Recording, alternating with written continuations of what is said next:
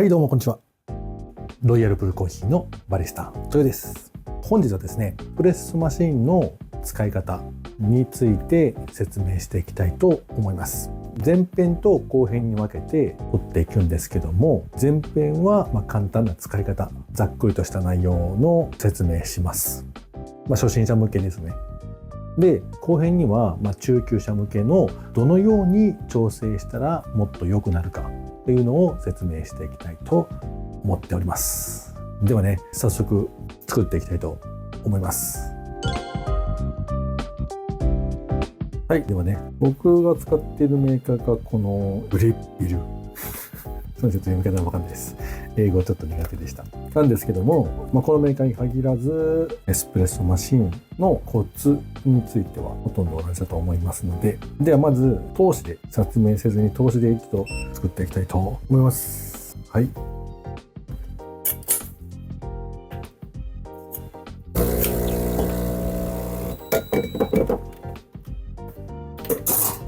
まずはね、温めます。ちょっとね、今回は深入りを使います。1816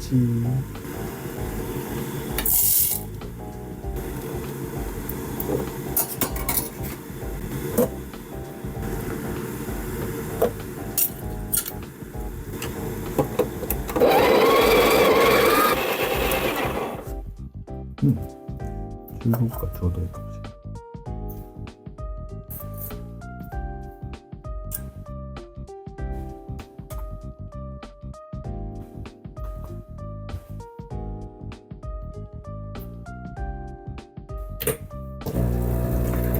で、こいつも温めようか。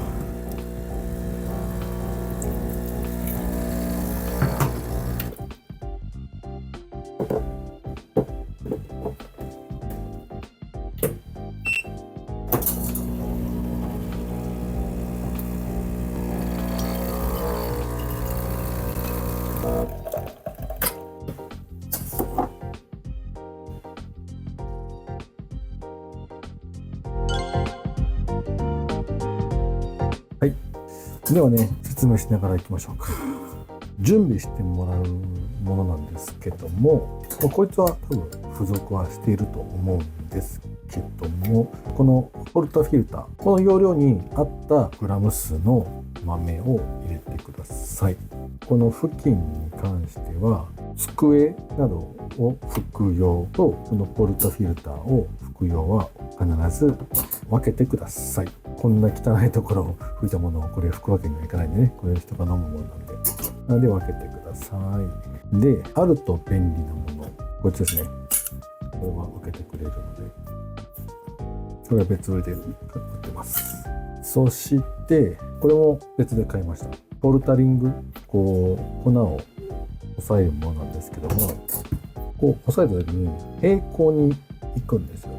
これ付属してるやつなんですけども、付属してるやつだと押さえる時に斜めに押さえてしまうことがあるんで、僕は別でこうしたら平らになるようにやってますね。まずこのポルタフィルターを温めてほしいです。なので装着した状態で一旦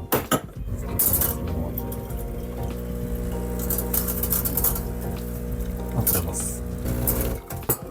ついでにその入れる容器とかも温めたらいいと思うんですけど、で温めたら濡れているので拭いてください。これから粉を入れていくんでね。できましたね。装着して、で僕のやつは一体式なんですけども、別でミルが別のやつがあるので、別の場合は別で豆を引いててください。16g、16g でいきましょう。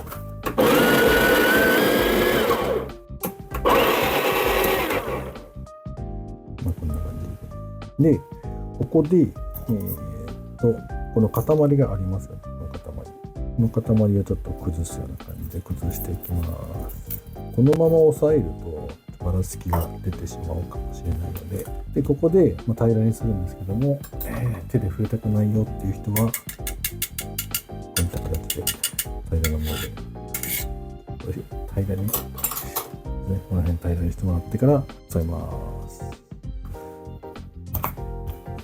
で、押さえた後にこの周りの粉をちょっと払い落として、そのままつけるのではなくて、ここでもう一回温めます。はい、このね、今お湯が出てるところを温めます。はい、水が足りなくなったなって思ったら装着してすぐに押します。で、置けます。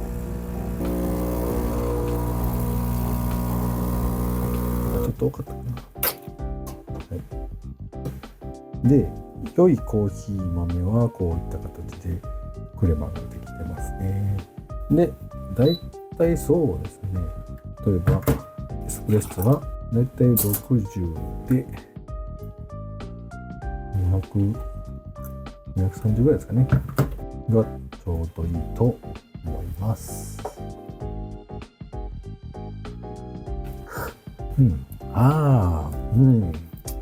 深入りだね。超深入りでした。でもめちゃめちゃこの深入りは、意外と美味しい。うちのブレンドコーヒーです。深入りのためにブレンドしたブレンドコーヒーなので深入りには適してます。こんな感じですかね。